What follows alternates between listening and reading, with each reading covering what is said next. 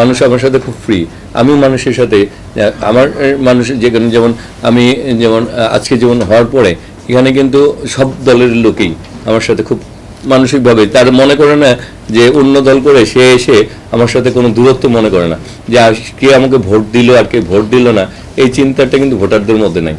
অনেকে যারা আমার মহল্লায় যারা অন্যান্য দলের জন্য কাজ করছে তারাও কিন্তু সকালবেলা আমার সাথে কাজ করতেছে, মানে তাদের মধ্যে কোনো দ্বিধাদ্বন্দ্ব নাই যে আমি যে আরেক দলে পক্ষে কাজ করলাম হাবিব ভাইয়ের মহল্লায় থেকে, তাই হাবিব ভাই আবার এটাকে কিভাবে নেই, এই মানে একটা জড়তা কারোর মধ্যে নেই। এখানে যেটা হচ্ছে চ্যালেঞ্জ তো আজ থাকেই, কারণ আমাদের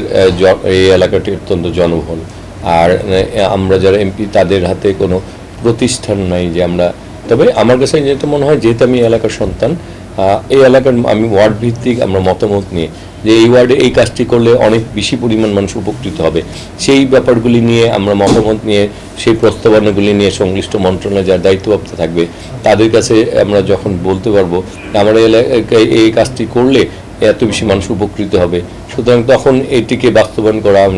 আর রাজনৈতিকভাবে সামাজিকভাবে আমরা তো বলছি যে যারা অন্যরা ছিলেন তাদেরকে নিয়েও আমরা কাজ করতে চাই, সুতরাং তাদের কাছেও জানবো যে আসলে চলেন আমরা কোন কাজটা করলে ভালো হবে, কারণ আমরা একটা নির্বাচন হয়েছে 5 বছর পরে আবার আরেকটা নির্বাচন হবে, সুতরাং আমরা যদি ঐক্যবদ্ধ কাজ করতে চাই এটাও তো একটা উদাহরণ হয়ে থাকবে যে এরা নির্বাচনের আগে যে পরিবেশে ছিল নির্বাচনের পরেও তারা চেষ্টা করছে যে সবাই একত্রে থেকে এলাকার জন্য কাজ করা। আমি সেরকম একটা পরিবেশও চাই যে আমাদের এলাকাতেও আসলে